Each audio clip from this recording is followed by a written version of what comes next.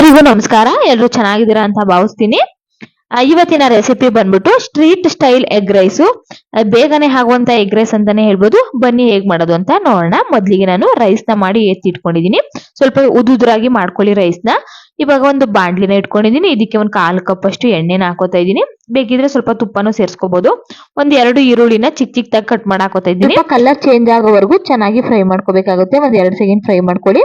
ನೋಡ್ತಾ ಇರ್ಬೋದು ಇವಾಗ ಫ್ರೈ ಆಗಿದೆ. ಇದಕ್ಕೆ 1 ಟೇಬಲ್ ಸ್ಪೂನ್ ಅಷ್ಟು ಮೆಣಸಿಕಾಯಿನ ಕುಟಾಣಿಲಿ ಚೆನ್ನಾಗಿ ಕುಟ್ಕೊಂಡು ಸೇರಿಸ್ಕೋಬೇಕಾಗುತ್ತೆ. ಅದನ್ನು ಸಹ ಫ್ರೈ ಮಾಡ್ಕೊಳ್ಳಿ. ನೋಡ್ತಾ ಇರ್ಬೋದು ಫ್ರೈ ಆಗಿದೆ. ಇದಕ್ಕೆ 1 ಟೇಬಲ್ ಸ್ಪೂನ್ ಅಷ್ಟು ಶುಂಠಿ ಬೆಳ್ಳುಳ್ಳಿ ಪೇಸ್ಟ್ ಹಾಕೋತಾ ಇದ್ದೀನಿ. ಸ್ವಲ್ಪ ಅರಶಿನ ಪೌಡರು, ಒಂದು ಅರ್ಧ ಸ್ಪೂನ್ ಅಷ್ಟು ಧನಿಯಾ ಪೌಡರು, ಅರ್ಧ ಸ್ಪೂನ್ ಅಷ್ಟು ಗರಂ ಮಸಾಲ, ಇಷ್ಟನ್ನು ಹಾಕೊಂಡು ಚೆನ್ನಾಗಿ ಫ್ರೈ ಮಾಡ್ಕೋಬೇಕಾಗುತ್ತೆ. ಮಸಾಲೆ ಘಾಟ್ ಎಲ್ಲ ಸ್ವಲ್ಪ ಹೋಗ್ಬೇಕು ಸ್ಮೆಲ್ಲು. ಇವಾಗ ನೋಡ್ತಾ ಇರ್ಬೋದು ಇಷ್ಟ ಆದ್ರೆ ಸಾಕು. ಇದಕ್ಕೆ ಇವಾಗ ಒಂದು 4 ಮೊಟ್ಟೆನ ಒಡೆದು ಹಾಕೋತಾ ಇದ್ದೀನಿ. ನೋಡ್ತಾ ಇರ್ಬೋದು ನೀವು ಎಷ್ಟು ಜನಕ್ಕೆ ಮಾಡ್ತಾ ಇದ್ದೀರಾ ಅಷ್ಟು ಮೊಟ್ಟೆನ ಸೇರಿಸ್ಕೊಳ್ಳಿ. ಇಲ್ಲಿ ನಾನು 4 ಮೊಟ್ಟೆನ ಹಾಕೊಂಡಿದ್ದೀನಿ. ರುಚಿಗೆ ತಕ್ಕಷ್ಟು ಉಪ್ಪನ್ನ ಹಾಕೊಂಡು ಚೆನ್ನಾಗಿ ಮಿಕ್ಸ್ ಮಾಡ್ಕೋಬೇಕಾಗುತ್ತೆ. ಎಗ್ ಬುರ್ಜಿ ಎಲ್ಲ ಮಾಡ್ತೀವಲ್ಲ ಆ ರೀತಿಯಾಗಿ ನಮ್ಗೆ ಮೊಟ್ಟೆ ಉದುರಾಗಿ ಹಾಕ್ಬೇಕು. ಅಲ್ಲಿ ತನಕ ಐ ಫ್ಲೇಮ್ ಅಲ್ಲಿ ಇಟ್ಕೊಂಡು ಸ್ವಲ್ಪ ಚೆನ್ನಾಗಿ ಹುರ್ಕೊಳ್ಳಿ ಮೊಟ್ಟೆನ. ನೋಡ್ತಾ ಇರ್ಬೋದು ಈ ರೀತಿಯಾಗಿ ಹಾಕ್ಬೇಕು ನಮ್ಗೆ ಮೊಟ್ಟೆ.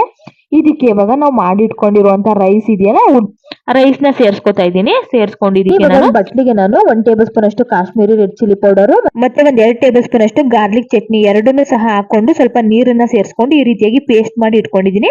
ಇದನ್ನು ಸಹ ನಾನು ಇವಾಗ ರೈಸ್ ಗೆ ಹಾಕೋತಾ ಇದ್ದೀನಿ. ನೋಡ್ತಾ ಇರ್ಬೋದು ಇದನ್ನ ಹಾಕೋದ್ರಿಂದ ಕಲರ್ ಎಷ್ಟು ಚೆನ್ನಾಗಿ ಬರುತ್ತೆ ಅಂತ ಹೇಳಿ.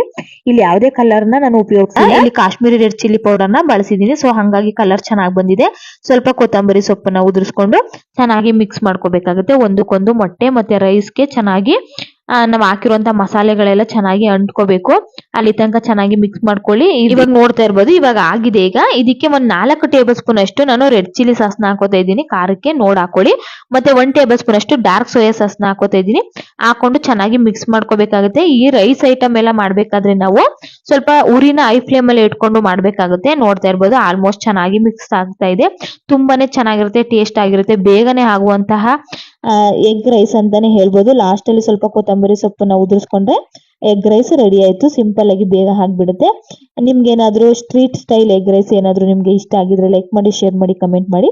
ಮತ್ತೆ ಸಿಗ್ತೀನಿ ಮುಂದಿನ ವಿಡಿಯೋ ಜೊತೆಗೆ. ಅಲ್ಲಿವರೆಗೂ ಎಲ್ಲರಿಗೂ ಧನ್ಯವಾದಗಳು.